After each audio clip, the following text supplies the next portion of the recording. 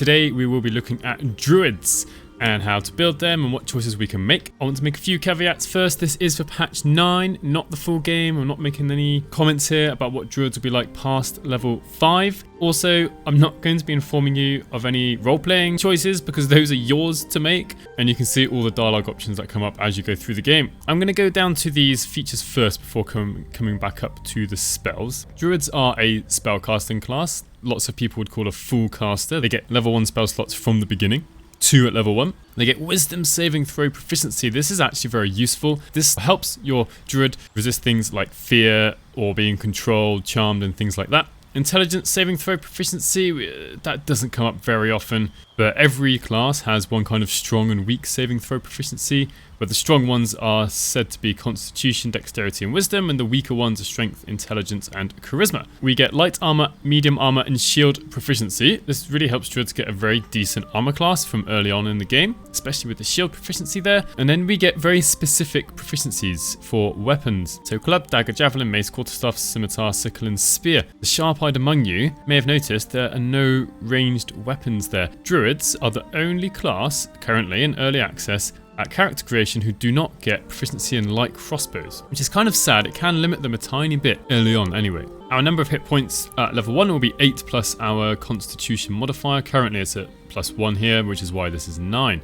Anyway, we get to pick 2 cantrips at level 1. This is probably one of the hardest decisions to make for a druid, I find. So guidance is a great spell, no doubt about that. However, if you're going to have a cleric in your party, or you're going to use a certain necklace that does give you guidance, I would skip on this because we only get 2 choices for cantrips here. Poison spray, the 1 to 12 damage looks good because I guess it is, but it requires a constitution saving throw from the enemy, and many enemies have got quite a good constitution saving throw. At level 5, this would go up to 2d12. I'd say if you've got very high wisdom, and at level 5, this would become a bit more feasible, but you do have to be within 10 feet of the enemy, and if they pass the constitution saving throw, you've done nothing. I would generally avoid poison spray. Produce flame, this is our first, well, I suppose poison spray has a range of 10 feet. The range of this attack is 30 feet. This does 2 things, actually. So produce flame, a flickering flame appears in your hand, and it sheds bright light in a 30-foot radius. So that can provide light for the rest of the party, but it only stays on the druid. You can't pass this to someone else. And then you can throw it for 1d8 fire damage. The spell does 2 things. It can produce light and also do fire damage, but the range of the action, although it doesn't show us here, the range is only 30 feet. It's not 60 feet like other cantrips for other classes. So this is possible. This is a feasible cantrip to take. Resistance, this is just like the cleric spell. Magically bolster a creature's defenses. It receives a plus 1d4 bonus to saving throws. It's melee range though. I would generally avoid this just because we've only got 2 picks for cantrips. And honestly, the number of times that you get to cast this is very, very limited. There are a few dialogue options where this actually comes in useful, but this requires concentration. And as a druid, loads of your great spells require concentration in combat. So resistance is probably one of the last cantrips I'd pick up. Shillelagh, this is almost a must pick. Imbue your staff or club. Now, thankfully in patch 9, staves have become versatile, so you can wield a staff and a shield and then use this. What's the point of this? So your staff or club becomes magical. So it becomes magical, which then ignores resistance to just normal bludgeoning resistance.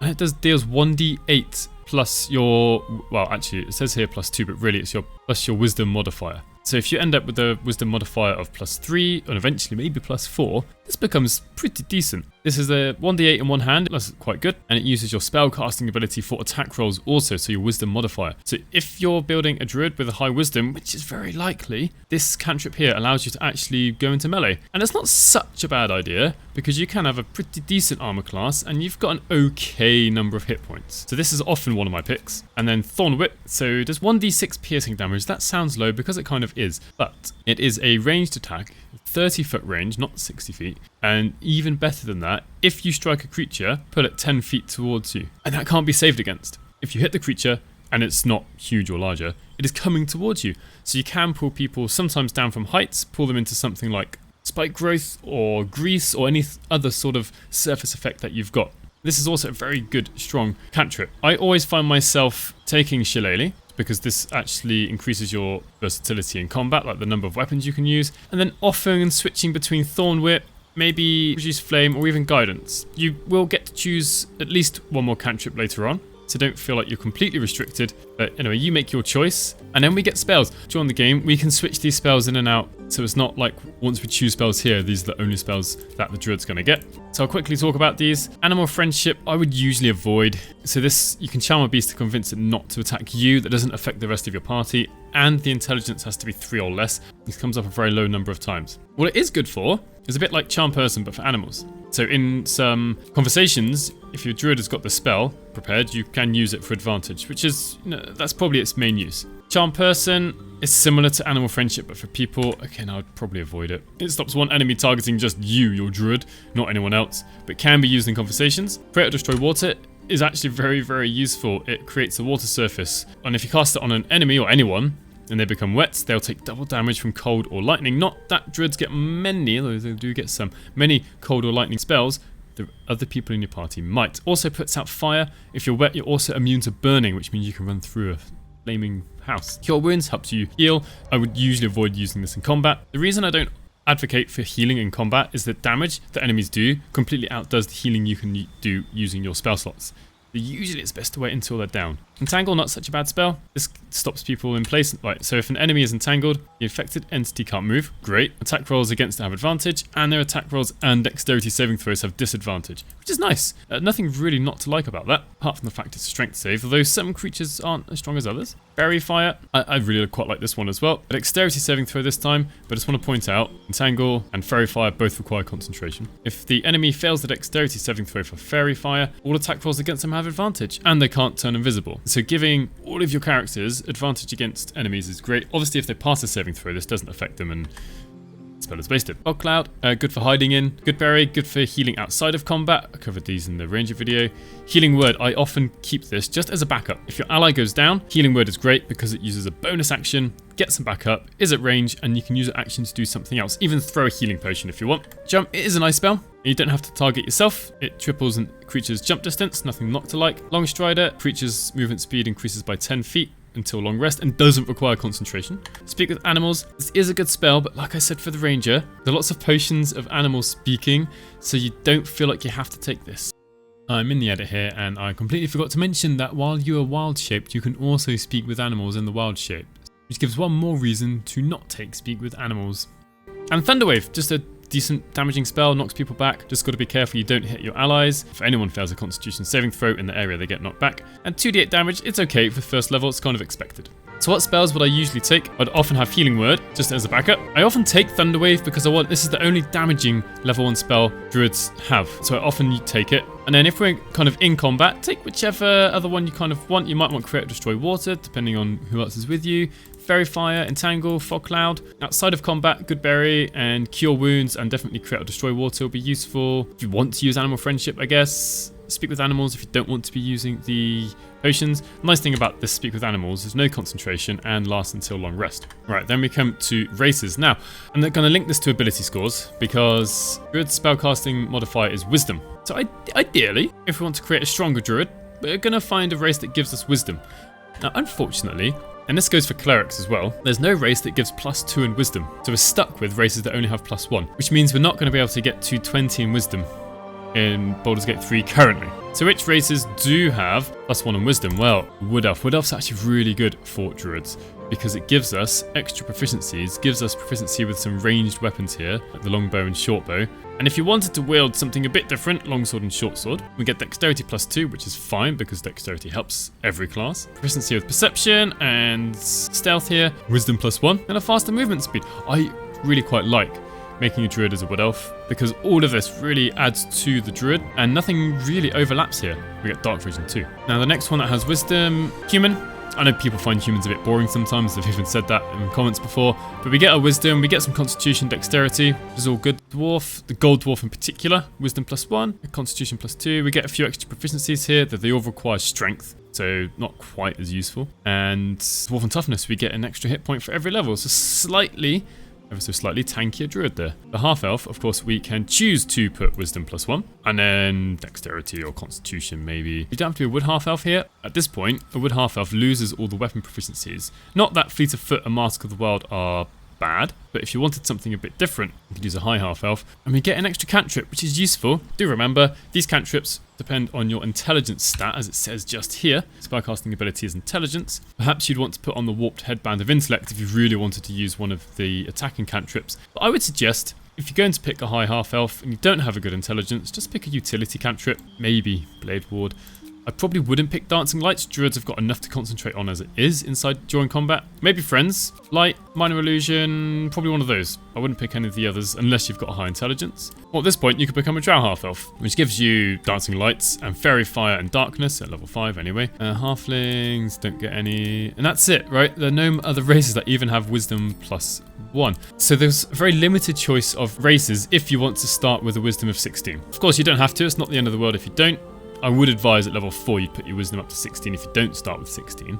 So I would suggest that starting with a high wisdom as a spellcaster is just as important as starting with a high strength for a barbarian. Ideally, you want to be starting with the highest wisdom possible. So at 16, this gives you a +3 to your wisdom modifier. This also helps you prepare more spells. If I go back to class here, right, this now goes up to 4. Before it was only 3. Because my wisdom modifier was +2, plus my level made this up to 3. Now it's at 4 because my level is 1, and my spell casting modifier is 3, and 1 + 3 is 4. Now with your main stat out the way, that leaves us with all the rest. So, Constitution is very much needed as a Druid, because you're going to be concentrating a lot, and you don't have proficiency in Constitution saving throws, and it's easy to lose concentration. And for that matter, it might even be a good idea, like as a Gold Dwarf, come back to abilities. As a Gold Dwarf, you can start with a Constitution in 16, which then allows you to be just that little bit better at Constitution saving throws and gets you that few more hit points. I would also advise going to Dexterity 14, because if you're proficient with medium armor, which you are, this gives you the maximum possible armor class you can get. Now, I know in the lore, Druids don't wear metal,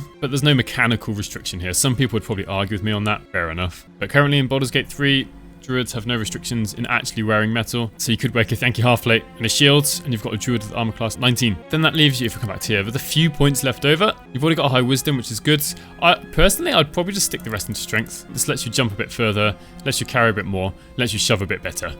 This is kind of a good stat to boost when you've got ability points left over. There's not any real need for intelligence on a Druid or any charisma. Or, people do like charisma, fair enough, because people do like to create a Tav that's their main character, and they're the one that's going to be speaking to a lot of people. As for skills, you can kind of just pick what you want. I know some people, quite rightly, might want to pick a background that gives them proficiency in skills they don't have access to here, because otherwise they wouldn't have access to them. I mean, perception is always good to help you see things. So I'm going to go ahead and make 2 Druids, you can see them ready down here, and then show you what happens as we level up.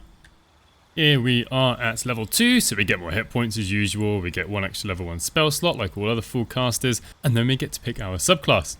We currently have 2 subclasses, Circle of the Land and Circle of the Moon. I'm not really told here, but Circle of the Land is more focused on spellcasting, and Circle of the Moon is supposed to be more about the Wildshape, which we also get at level 2. So Circle of the Land gets Wildshape, and Circle of the Moon gets Combat Wildshape.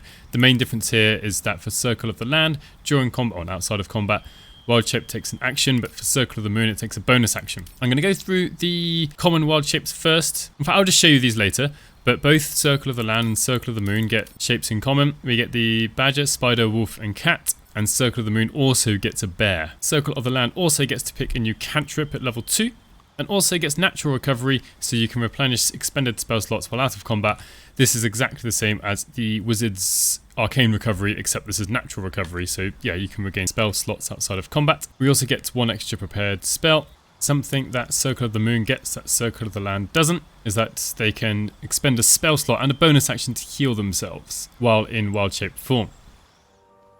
And before we get to combat, I've actually wild-shaped into a spider here, and I thought this might be worth showing you. So I'm just at this point, and spiders here have jump and arachnid jump. The arachnid jump is much further and doesn't use any movement speed, whereas the jump requires both a bonus action and movement speed.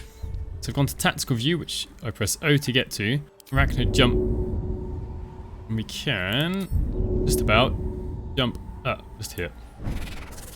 So one of the benefits of having these wild shapes is being able to turn into different animals and then finding different ways to explore. And I'm going to go fight the guys outside the ruins.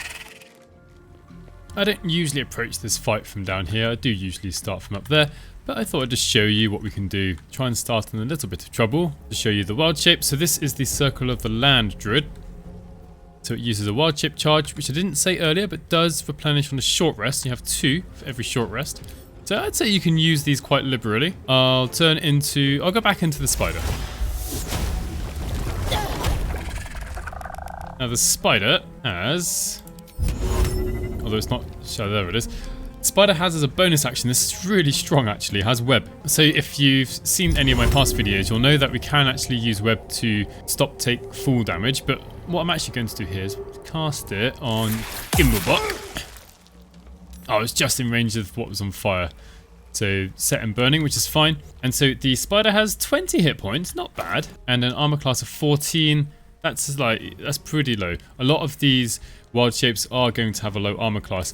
What you can do, I wouldn't usually recommend using a spell slot for this, but what you can do is cast mage armor onto your, or maybe Gale can't now, but cast mage armor onto your wild shapes because they're not wearing armor, and that's the prerequisite.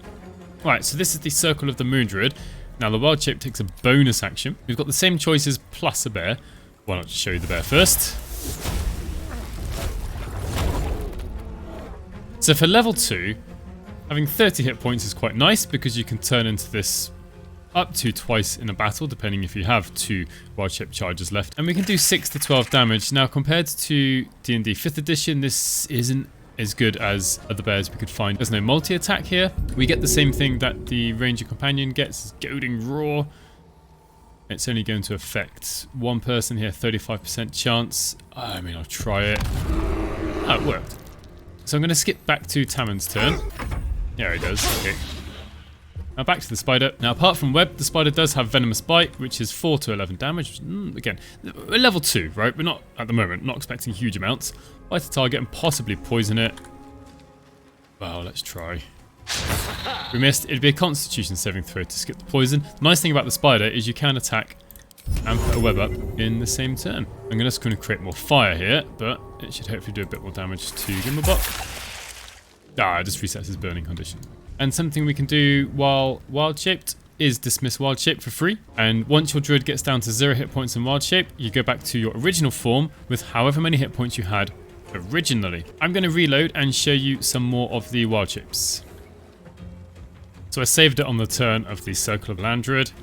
I've shown you spider and bear, so let's show you now, I don't know, wolf.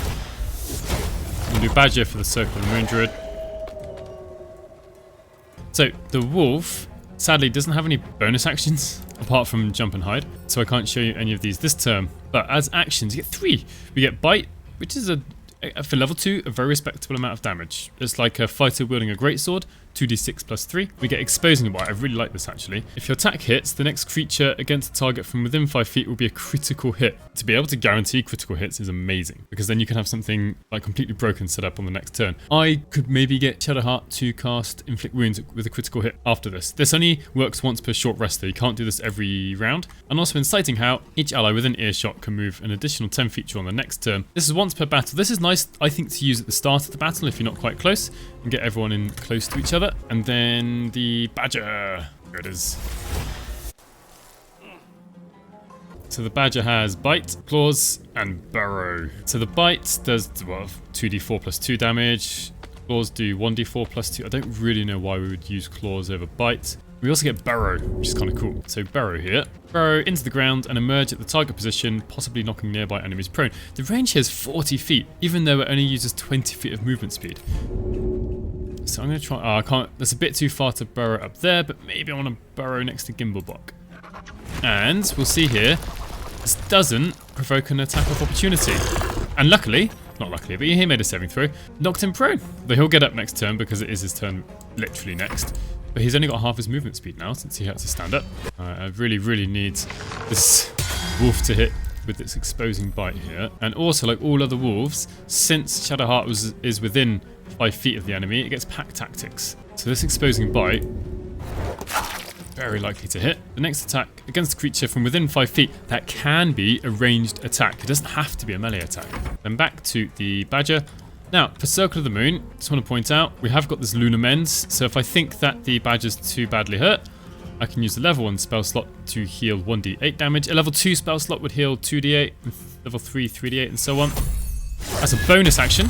And then, because this person up here might not be enough space actually, to be fair. Oh, it also looks like we need to be able to have line of sight to where we want to burrow to. It's a bit annoying actually, considering I want to get all the way up there. Oh, that says it'll work. And it says it will actually hit Belena, but I'm not sure it will. We'll see.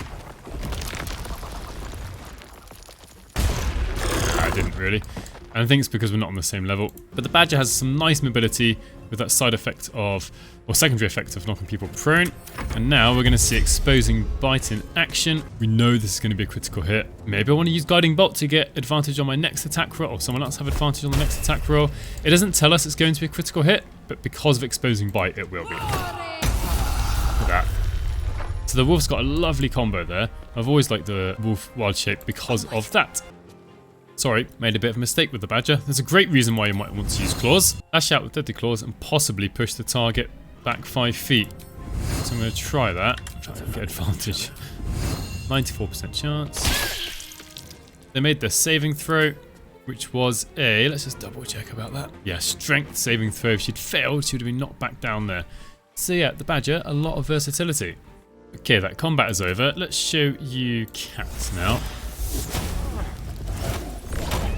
Now there is one quite large downside to the Cat, is that its strength is only 6. Now, I don't actually have very many items with me at the moment. I'm at the beginning of the game. But if you've got even just like a few bits of heavy equipment, the Cat will be over encumbered and can't move. Also, the Cat only has 2 hit points. So it's not very many.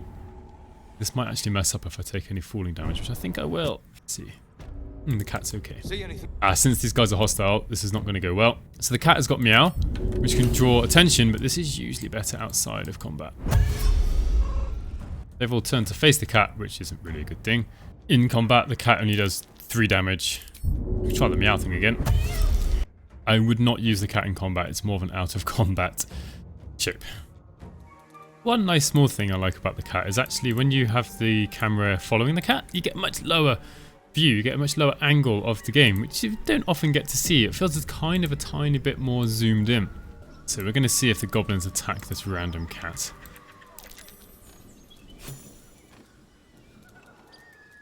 It doesn't look like it.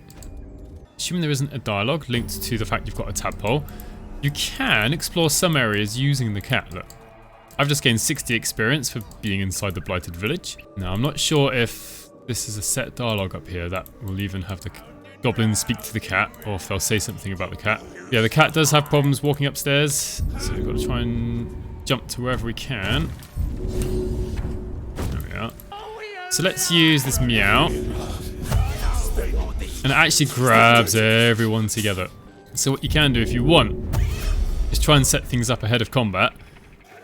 And let's say I had someone like Gale nearby. I don't currently. Could make that happen actually. And then do some massive AoE here if possible.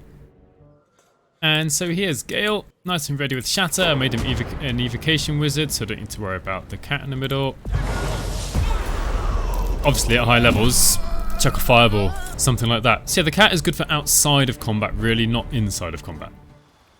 Moving on to level 3, we get an extra level 1 spell slot, 2 extra level 2 spell slots, and access to these spells. And for Circle of the Moon, that's it. This is the Circle of the Moon Druid. But let's have a quick look at the spells, shall we? Which ones are generally good, which ones are probably ones to avoid. Bark Skin, I usually avoid this like the plague. Some people have said you can put this onto your wild shapes, which works, I suppose, but the really, I think, crap thing about this is its concentration. And it makes your armor class 16, which isn't even that high. It's okay for maybe a wild shape. And for level 2 spell slot, I would definitely avoid it. Dark Vision, if you want to give Dark Vision to someone like Gale, Lae'zel, or Will, that's fine. Enhanced ability is good to have it outside of combat. Flame Blade, this is an interesting one because this lasts until a long rest. It doesn't say that, but it does. And it uses your Wisdom modifier to attack. Does 3d6 fire damage, produces some light. What it doesn't show you here, maybe I'll show you in a second, is it is a light weapon, so you can put it in your offhand, and it works well with the Circlet of Fire, which then gives you an extra bonus action if you hit with this. It's actually really quite cool. Flaming Sphere, it's pretty awesome. Again, concentration there. We're going to find a lot of these spells from now on are concentration. Produces a, Flaming Sphere, which does 2d6 fire damage if you try to attack someone with it. They make a dexterity saving throw and take 2d6 fire damage. And if enemies end their turn next to it, they will take some fire damage as well. It has 50 hit points now, but that's more than enough, really. That soaks up quite a lot of damage if needed. Keep Metal, another good spell, but again, concentration, and it has to be someone who's wielding a metal weapon or armor, but it does target the weapon first, and they have to make a constitution saving throw, but if they fail it, they will drop their weapon, which is kind of cool. Hold Person, lots of you know about this, paralyzes someone. If they fail a wisdom saving throw, again, concentration. If an enemy is paralyzed, all attacks from within 5 feet are critical hits. So you get your warriors to jump in there and start smashing away, especially someone with Great Weapon Master. Lesser Restoration, we've got a necklace for this currently, but you can switch this in and outside of combat. So it's okay when you need it, but isn't needed most of the time. Moonbeam, I think quite a great spell. Does more damage than it does in 5th edition, because when you cast it on top of someone, it does damage, and then when they start their turn inside the beam, they take more damage. The only, I guess, downside to this is it's got a very small radius, just 3 feet, but again, concentration. You can change the position of the beam using your action every turn. Pass Without Trace gives you +10 bonus to stealth checks. Pretty cool. Nothing not to like, but again, concentration. Protection from poison, thankfully not concentration. Gives you advantage on saving throws against being poisoned and grants resistance to poison damage. Pretty cool. And Spike Growth, if you saw my Ranger video, I think you know that I quite like this spell. But once again, concentration. This is the big decision Druids have to make. What spell are they going to use inside combat, or which ones are they going to prepare? Because you're going to need concentration for many things. So as before, I quite like Healing Word and Thunder Wave, especially now we get to prepare more spells. Healing Word is a backup heal, Thunder Wave just for the opportunity to use it. In fact, even at level 2, we don't have any like direct damage spells. We have to use concentration that does damage over time. We can't just whack out a whole bunch of damage in one go. Moonbeam because I think it's great, Spike Growth because I think it's great also. You never know when you're going to want it. Maybe Jump, and again, whatever you want, but you know, if I do pick, let's say, a Whole Person, I can only use one of these 3 spells at a time. If you pick too many spells that are concentration, you're limiting yourself during combat. And then Circle of the Land, we get all the same thing with the spells, but then we get the first, I think, great thing about Circle of the Land is at level 3, you have to pick a particular land that you're associated with, and you get different spells prepared. And I'm going to tell you now, we also get this choice at level 5, and you get to pick 2 different lands between level 3 and level 5 currently. Who knows if that's going to change? In 5th edition, you have to pick one at the beginning, and if you pick Coast at level 3, you get the spells for Coast at level 3 and level 5 and 7, and I think it's every odd number up till about level 11 or something. But currently in patch 9, you can pick like Arctic at level 3 and then, I don't know, Grassland at level 5. Anyway, so these spells are always prepared. So Arctic, we get 2 spells that are currently on the Druid spell list. What this allows you to do is actually have other spells prepared from the Druid spell list that you might want to use.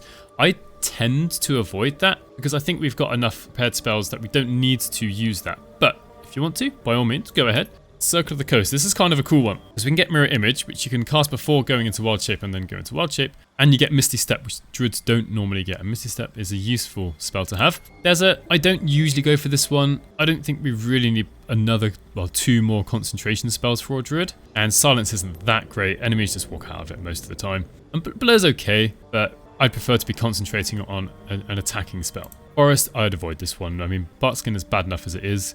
Hold Person is fine. Grassland, we get Invisibility, which Druids don't normally get access to, and that's quite a nice spell to have. And Pass Without Trace, we've already got access to that spell. Mountain, Mirror Image, nice. Spike Growth is okay. Swamp, if you want something a bit different, Mouth's Acid Arrow, this is usually restricted to, I think, Wizards and Sorcerers. Do a bit more damage, direct damage, which Druids don't have access to. And Darkness, again, a spell we don't have access to, so you can make a good choice.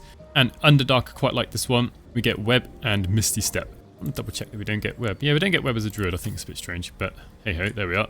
Oh, what's this one going to go for? I'm going to go for Coast because both of these are not on the Druid spell list, and I like Misty Step. I'm not going to go with Web because we can turn into a spider and put down a web. It's not quite the same, but there's no other way to get Mirror Image here.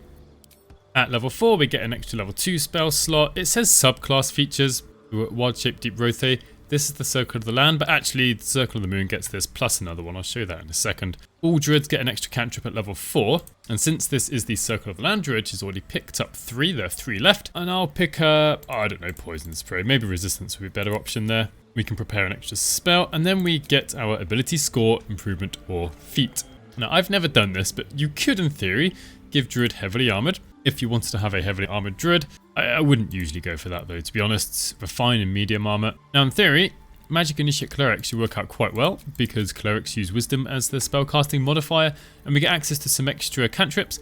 Maybe Sacred Flame, it's not the strongest of cantrips, but it then gives the Druid actually a cantrip that can be used at 60 feet rather than just 30 feet. And do remember, at level 5, this goes up to 2d8 damage, which is starting to get better. And you get to pick 2 cantrips, so maybe Guidance and Resistance. Therefore, I've got all the Druid cantrips. Maybe you want to do that. The hard part is then picking a spell that you can use once per long rest. I mean, you pick one of them. I always find this difficult because you can't use spell slots to cast this spell in Baldur's Gate 3. So maybe, I don't know, maybe Bless, but that's another concentration spell, for example. Maybe you want to have once per day Guiding Bolt. It's not such a bad spell. Inflict Wounds. Maybe just have a Healing Word, like last trick up your sleeve. Maybe you want to go Magic Initiate Druid and pick up 2 more Druid cantrips. And one of these, if I was going to pick one of these, I might even pick Speak with Animals, so I don't have to worry about having any potions. Maybe Good Berry, because they're fine for healing outside of combat in particular. I wouldn't really go for any other Magic Initiates, because they all require other spellcasting modifiers. We're not really probably going to use any cantrips from these Magic Initiates. Mobile's okay on almost any class, any character. I probably wouldn't pick any of the others. And in fact, quite a lot of the time on my Druids, I'm just going to max out my Wisdom as best I can, because this makes all of your spells more effective, and you get to prepare an extra spell. There's kind of nothing not to like about having a Wisdom at the next even number, which is what I'm going to do for the Circle of the Land Druid here. So this is the Circle of the Moon Druid. They get Deep Rotate and Dire Raven. So this is a new form compared to the Circle of the Land. The second new form that Circle of the Moon Druids get. They get an extra cantrip. And this time I'm going to pick Mobile. I've got a Wood Elf. I'm just going to stack up this extra mobility. So they have 45 feet of movement speed without any magic items or anything like that. But of course we've got the same options here really. So I've got 2 wild shapes to show you. Let's use Deep Rotate for Circle of the Land. And then Circle of the Moon can be the Dire Raven. And there's one of the downsides to the Dire Raven. It is now encumbered. Let's send some of the stuff to camp. Now, unfortunately, the items we have don't really merge into our new shape. I'll show my items later, but importantly, this club would normally set the Druid strength to 15, but we'll come back to that. So before getting into combat, let's just show you what these 2 forms can do. The Raven here has 13 hit points and armor class 16. Not great. So let's just show you what we can try and do.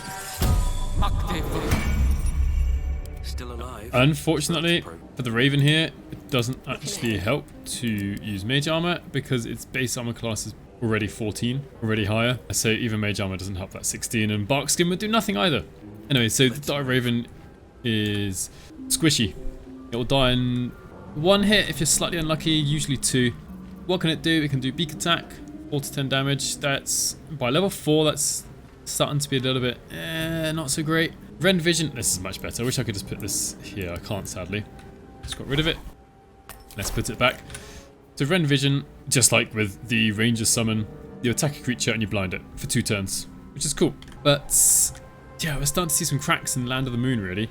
Considering this is what we get at level 4, that's different. And at level 5 for Rangers, we get something pretty much better than this. Land of the Moon Druids are starting to be left behind. And lots of people, I think quite rightfully, complaining about it online. It's not a happy place to be a Land of the Moon Druid right now. And then to the Deep Rotate, it's armor class of 10. Okay, here, Mage Armor will help. Now it's armor class 13, but yeah, normally 10. Hit points 23, it will survive a few hits, which is nice. It's got a Gore attack, which is, look at that, 7 to 16 damage. It deals an additional 11 force damage to targets with lesser, medium, or greater. We haven't seen greater toughness actually. Greater toughness. Only a hit that deals at least 50 damage can damage it. Whew. I wonder where we'll see that later in the game. Anyway, 7 to 16 damage, 3d4 plus 4. That's nice. Much better than the Raven here, Dire Raven. Charge, attack all enemies in the way, possibly knocking them prone, and doesn't provoke opportunity attacks, so like kind of AoE. We kind of saw that with the... was it the Boar? I think it was the Boar from the Ranger Companions. And it's just got... it can cast Dancing Lights as a bonus action, so it can create light for everyone. I quite like this Deep Rotate Companion. I like this Deep Rotate Wildshape, because while in the Underdark or somewhere dark like this, you can provide light as a bonus action, which is, I don't think we can do any other way unless we throw something like a torch or a candle. No. Unless we put a candle or torch down and shove it somewhere. We can drag it along anyway. Anyway, let's go test these 2 forms out against these annoying enemies over there. One thing I do want to point out about the Raven, hopefully is obvious, but I didn't say it earlier, is it can fly, which can then path to anywhere within 60 feet. So if I wanted to get back up here, I could, and so on. Anyway, let's just go with rend vision. I'm going to use a spider. I'm going to attack the spider. There we are, blinded. Nice. This action is a good action, but I'm just worried that the raven, the dire raven, is too squishy. Right, let's go to land. I don't think I'm going to be able to get within range, but I can use this to get as close as possible. I wondered if he was going to still be hiding then. So the nice thing about fly is we can pretty much go to anywhere within the 60 feet as long as it's got enough space to get to. Just wondering if I can get up here. Apparently I can't. Back down here. Oops, that was a mistake. So I can fly up to here. The nice thing about flying is we're not affected by surfaces. So I could get up to here. I will take opportunity attack. I already took one already. So flight is good, especially on companions or wild shapes. I still don't like using it as a level 3 spell in concentration though, just for 10 turns. And this is all the dire raven can really do. Fly around and blind enemies, which is good. Mobile does work while wild shaped. That's actually one other reason I wanted to take mobile, just to see if it worked. And it's still got the 55 movement speed, it's the base movement speed of this wood elf. So the extra movement speed really does help the wild shapes, just to get that little bit further. Alright, time for the deep rotate's turn. Now Gale doesn't have dark vision, so I can stick up dancing lights as a bonus action. Let's light up these two, and then, although these guys might make the deep rotate infested, that's just specific for Etacaps. Let's just charge in there. Oh, they both passed their saving throw, which is a bit of a shame because it said 80% chance to fail, but oh well, it was a good effort anyway. So a dire raven here doesn't even have to fly, but it's a bit quicker, and does mean it can fly again. Try rend vision, mobile foe, and because we've got this high movement speed, I'm actually able to easily fly a second time to somewhere quite far. So maybe I want to go help out my fellow druid, and we'll fly down this long route. Kind of cool though. Ooh. So with that one attack, two attack. Oh no, thankfully it was just spiderweb. That one attack, the dire raven is now basically one hit away from being knocked out of its wild shape, which is kind of sad really. Alright, let's just try a normal gore attack. This was 80% on this one. There we are, 10 damage, respectable. It's not the worst. It could have been higher, could have been lower. It's kind of average. The light gives us some utility. Now we're infested because of this damn Etacap. I hate these Etacaps, to be honest. And apparently not affected by infested. And so at level 5 we get more hit points, we get 2 level 3 spell slots and some level 3 spells. We don't get access to very many level 3 spells. Cool Lightning, I really quite like this, especially if you make someone wet first with Great Water. That is 60-10. Obviously they make a dexterity saving throw which they can pass to half the damage. But still, the benefit of this compared to Moonbeam is that the area of effect is larger and the damage can be doubled with the wet condition. However, it does still require concentration. Protection from energy, forget about it. Plant growth doesn't require concentration and quarters movement speed. It's quite a large area. Not as much as 5th edition. I think some people are annoyed, and I can understand. Some people are annoyed by the fact that lots of ranges and areas have been lowered, but I think this is to fit in with the size of the game. So like we're not getting 150 feet with a longbow, for example, or 600 feet for long range. It's not going to happen, sadly. So people do feel like it's nerfed. Sleet Storm is fine. A nice large area. Concentration though. Daylight is okay, doesn't require concentration. Main Death, just forget it. I'd probably always have Cool Lightning prepared and either Plant Growth, Sleet Storm, one of those two. And if I'm in the Underdark, I might prepare Daylight. And that's it for Circle of the Moon, nothing else new or different. So to Circle of the Land. Something I forgot to say is our proficiency bonus goes from +2 to +3. I wish it did tell us that somewhere, it doesn't seem to. For Circle of the Land, we get the same spells here, but we also get to pick a new circle. And so we get access to some different spells. So like I said, we can pick a different type of lands compared to the one we picked at level 3. So let's go through them briefly. So Arctic gets a Sleet Storm, which you already have, but also a Haste. Amazing. Who doesn't want to have Haste? Coast lets us prepare 2 Druid spells. I'd probably avoid Coast because there aren't even that many level 3 spells. Although saying that, it does pick, I think, the best one and another good one, which then lets you use your prepared spells for level 1 and 2 spells. Desert, protection from energy, just that pains me. Hypnotic Pattern is okay, not as good as 5th edition, but is still a decent enough spell. Forest, again, lets us pick two that are already in the Druid spell list. Grassland is Daylight and Haste this time, rather than Sleet Storm and Haste. Mountain, Cool Lightning and Fly. Kind of cool. Fly is, I've already mentioned it actually. Fly is kind of okay. I put it in C tier before. Don't think I would actually put it above that. Swamp, Stinking Cloud and Vampiric Touch. This is quite different. Unfortunately, both require concentration, but otherwise Druids do not get access to these two. So if you want to have a slightly different Druid, I would go with Swamp. And Underdark, Gaseous Form and Stinking Cloud. Gaseous Form, as I've kind of talked about with people in the comments and in the video I made about these spells and the tier lists, this is good for exploration. I wouldn't really use it in combat, unless you really... I mean, if you want to save someone, just let them go down and use Healing Word as a level 1 spell, I would say.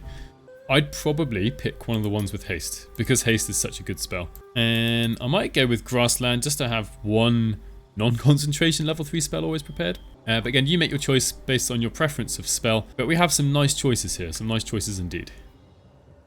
Now is the point of the video where I like to talk about items. Now, a lot of the items I like to give Druids are also items I'd like to give to Clerics as well. So we've got Hellrider's Pride, Whispering Promise, Boots of Aiding Comfort. This is so if and when you heal someone, they get some bonuses such as, well, effectively Blade Ward, Bless, and some temporary hit points. Got the Club of Hill Giant Strength. This comes from the top of the Arcane Tower in the Underdark. It gives a strength of 15. Why is this good? I should probably switch these around. Because the strength goes to 15 and you can use Shillelagh.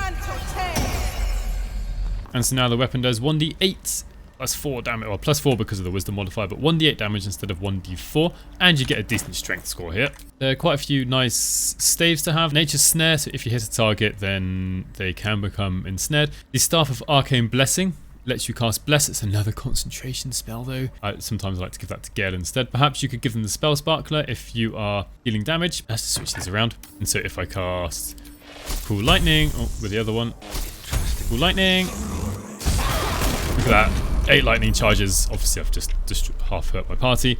But if you find a lovely group of enemies, you're going to get loads of lightning charges very quickly from something like Cool Lightning. You can do it again. I'm obviously not going to right now. I've got Spell Thief. This is only really because this Druid is a Wood Elf, so they can use longbows well enough anyway. But once per short rest, you again a level 1 spell slot when you land a critical hit. Now, one interesting choice is the Spider Silk Armor. It is light armor, so it depends purely on your dexterity for your armor class, which is why I gave it to the Druid with a higher dexterity. Give stealth +1, that's not really the point of it. The point here is advantage on constitution saving throws, which is to give you advantage on your constitution saving throws when you're concentrating on something like Cool Lightning. Otherwise, I want any other particularly unique armors, just go for the, I'd usually go for the ones with the higher armor class, so Scale Mail +1. I know it's metal, boo me, my Druid's gonna explode. Or give Yankee Half Plate, for example. And get some shields. There are organic shields from the Woodwoads, if and when you kill the Woodwoads in the swamp. There is obviously the shield down in Grimforge that has armor class of 3 and has a secondary effect with lightning charges. 1 quarterstaff. There's also the Pale Oak. So here we are, Pale Oak. You get this as a reward for exposing Korga, which you have to do before you rescue Halcyon. You only get this as a Druid, so this is quite a unique item. So Druidic Vines cannot ensnare you first of all, and do not count as difficult terrain, and you can cast Faith Warden's Vines, so basically entangle, once per long rest. For example, if I cast this now, yeah, let's just cast it here. Immune to entangled. I can walk, no problem, while the others got entangled. Before I go charging into combat, I just want to show you how to use Natural Recovery Charge. So I'm going to enchant. I don't know who's going to go charging in. Let's just say it's Moontav. And so if we come to here, natural recovery. Say I want to get my level 3 spell slot back. Pick the one that says level 3. That uses all 3 charges, but now I can cast 2 level 3 spells again. And now it's time to show you Druids in combat. What can we do? So we've got this situation here. We're against the Wergar. And one thing I want to show you right now that's completely broken. Don't know why it happens. I'm guessing it's a bug. Is at level 3 for Moonbeam. Doesn't require any concentration. And for that, I'm sure that's a bug. So perhaps I want to start with that though, and try and start hurting Novice Garmor. There we go, look at that. 19 damage. He failed a saving throw. Good stuff. And he's going to take that again at the start of next turn. And I'm not even concentrating on it, so I don't even need to run away. Also, just to show you, that's actually turned into... Yeah, this is one of the problems at level 5 with the Moon Druid. There's no good options. A bear, just maybe because I'll last. Next turn, well, we can see already, even though I've got Moonbeam going, I haven't got the option to recast it, and it says casting spells is blocked. And the thing is, we're not casting a spell, we're just concentrating on the spell. In Wildshape, if we're already concentrating or using an ability that's a spell that we can reuse, we can't. And I've actually just lost my daylight, so I'm actually going to dismiss this. I don't need to wait until next turn. And I've got my other druid. Right, so some options. I'll show you cool lightning, and just because I'm going to be mean, let's create some water on these two. So they are wet now. I just happen to have all my initiative together here, very lucky. And then cool lightning, make sure we're not going to move anywhere silly. Just here. That guy actually died in one go. Well, we did use a level 1 spell slot as well, right? And Get Cold took some damage, and I may as well just use Shillelagh. But I am concentrating on cool lightning, so I don't really want to get hurt. So I'm going to try and go back a bit. So we're back at the next round. I'm still concentrating on cool lightning. So I'm going to try and get Cold. Since he's wet, to take double damage from this. 26 damage. I know some of you won't like that, and fair enough. I'm just showing you what we can do in the game. I've got an option here. This is the sort of reason why I keep Thunderwave. We've got lots of enemies around us. We're going to hurt them all. However, if you know this fight, you'll also know if you kill Get Cold, all these animated corpses will disappear anyway. So I'm going to try and actually go for Get Cold. There he goes. There they go. And now I'm going to get into... I like the wolf. I like exposing bite quite a lot. I just want to show you the wolf form hasn't upgraded at level 5. It's still just the same as before. Really isn't any different at all. I also want to show you something a little bit silly with exposing bite a bit over the top. There we are. Guaranteed critical hit. Let's have Gale. Level 3 Scorching Ray means we get an extra ray out. 1, 2, 3, 4. And all of them count as a critical hit, not just one of them. I think it's really a bit of a bug. All of them get this 4d6 fire damage. Eldritch Blast would also work like this, except Eldritch Blast doesn't do quite as much damage. Guaranteed critical hits, you can really unleash a lot of damage. But that critical hit only applies to things with attack rolls, so Magic Missile wouldn't work, Fireball wouldn't do double damage, Shatter wouldn't do double damage, for example, and so on. It has to be something that has an actual attack roll. There we are, cool lightning. 20 damage, not this one, this guy isn't even wet this time.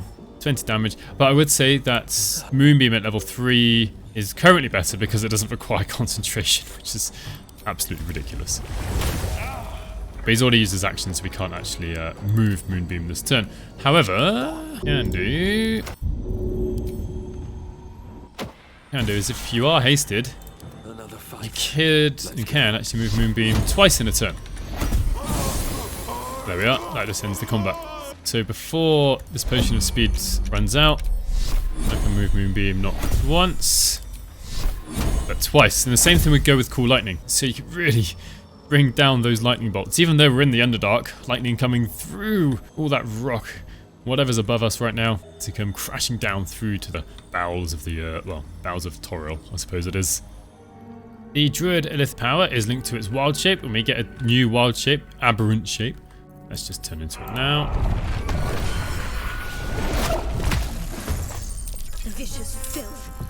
Enemies. Apparently NPCs do not like it. Fair enough. Let's just skip to its turn. Got a slightly different... it looks slightly different to before, I think. Hopefully don't completely die. Well, that'll do. So, we get 3 things we can do. We've got our claws, which is not really what we're going to be doing. So we get Synaptic Discharge, expel a wave of telepathic energy, where it's an attack roll, but we can use it out of range, quite a large range, so 60 feet, or Devour Intellect, consume a creature's mind. If intelligence is 4 or below, it takes damage and is stunned, otherwise its intelligence is reduced to 11. Let's try that. Yeah, Devoured Intellect saved.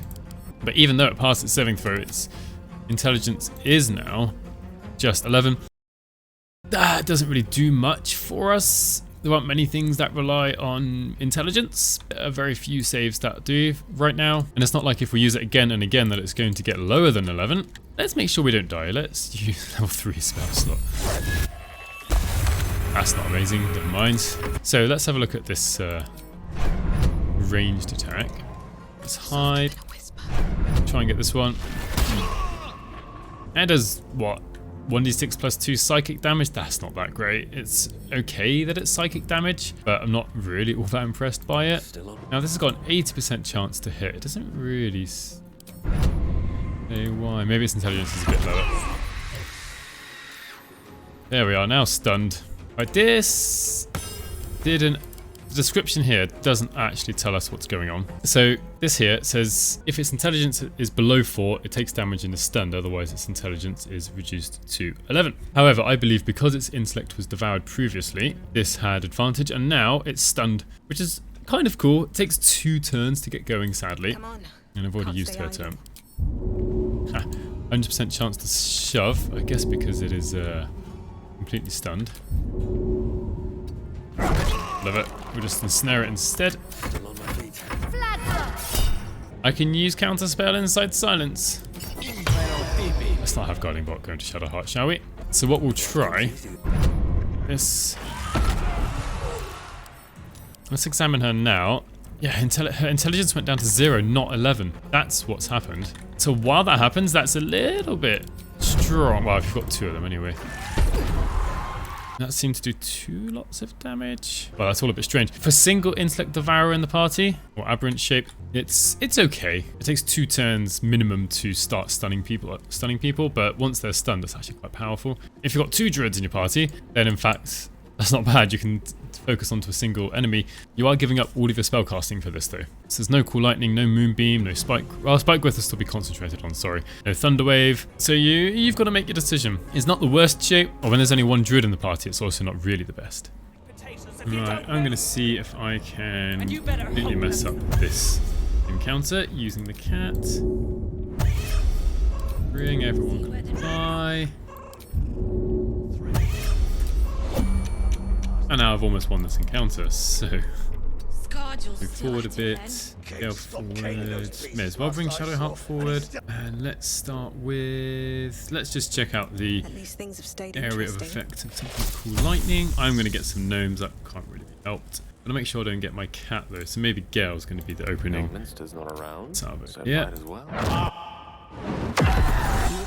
I have unfortunately killed the gnomes. I don't really enjoy doing that. Now they might click on the cat.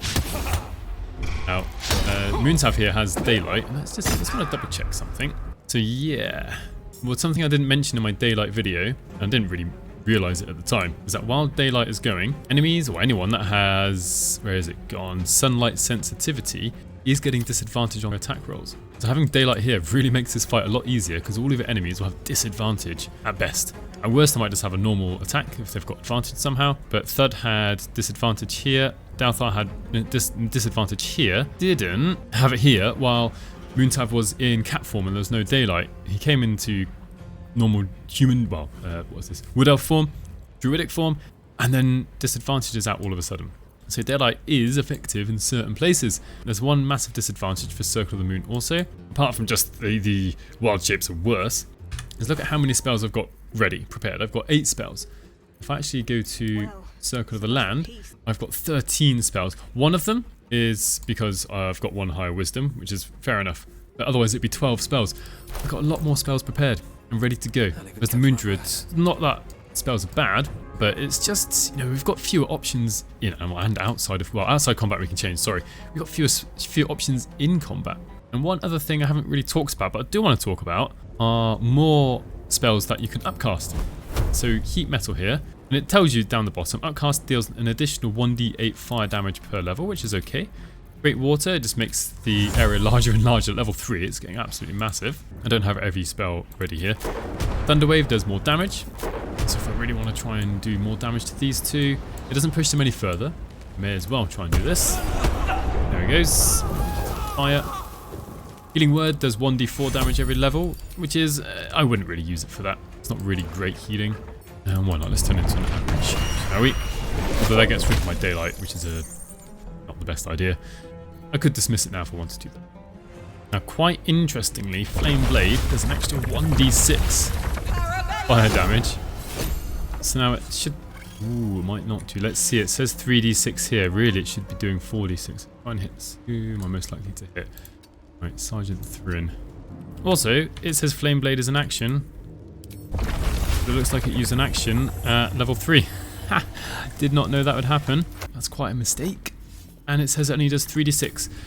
So seemingly, and in fact, what I'm going to do to try and test this right now is take a potion of speed. So I did 3d6. So the tooltip for upcasting Flameblade is great, but it's really, really not working right now, so don't do it. Let's look at this Devour Intellect one more time. So now her intelligence is 0. And in Dungeons & Dragons, having an intelligence of 0 killed you. It's what made Mind Flayers so deadly in Baldur's Gate 1 and, well, Baldur's Gate 2. You could really lose people very, very quickly if you got hit a few times with Devour Intellect, or the equivalent anyway. Ooh, look at that, magic missiles get reflected. I'm gonna finish this off. Obviously didn't know that was gonna happen, but it's quite nice. You can put this in your offhand because it's light, so you could put a different weapon in your main hand if you wanted. And now on this second turn, fine. Stun her. She's pretty messed up, she won't be able to do anything. Well, we should hopefully be able to finish off Sergeant Thrimmer. We're about to go lethargic, so I wouldn't really bother starting to concentrate on Cool Lightning because we'd waste a turn of it. Try 2 attacks here. There we go. Nice and easy. Let's cast Haste myself. That way we can jump. And we can move further. And let's get Mirror Image going. Let's just show that. Our armor class now fairly ridiculous. 30. Obviously, as each Mirror Image gets lost, it goes down further and further. Let's see if we can get Cool Lightning going. Yes, we can. Oh, it's about line of sight to where we're trying to cast it. Ooh, there we are. 2 damage. That's almost as bad as it can get. A roll of 4 on 3d10 that gets divided by 2. Do be aware that if you do lose concentration on haste, or when haste ends, you do become lethargic. So let's actually, I'll do that on purpose. Let's cast Moonbeam. Like, ooh, look, we can cast Moonbeam. Oh, no, we can't. In fact, we just lost concentration I think this is it. immediately before casting, and we've lost our action. It's a bit strange because it looks like we've got an action left. I'm going to actually drop concentration on haste to make sure that that shouldn't have happened. That really shouldn't have happened. So, I'm here. I'm going to use it anyway. Down they go. That doesn't feel right because I know it's not right. And then one last, hopefully last. Cool Lightning. Should have got Shadow Hut to use. Great Water or something. And there we go. So let me know what you think of Druids, especially Land of the Moon, compared to like what we've got for Rangers, where the Ranger companions are better than the Circle of the Moon forms. It's a core feature of the Druid class. Let me know what you think of Druids and Metal Armor, whether they should be exploding. If you're interested in joining my Discord or membership, links are in the description below. Thank you very much for watching. Please do consider subscribing. And hopefully I'll see you in the next one.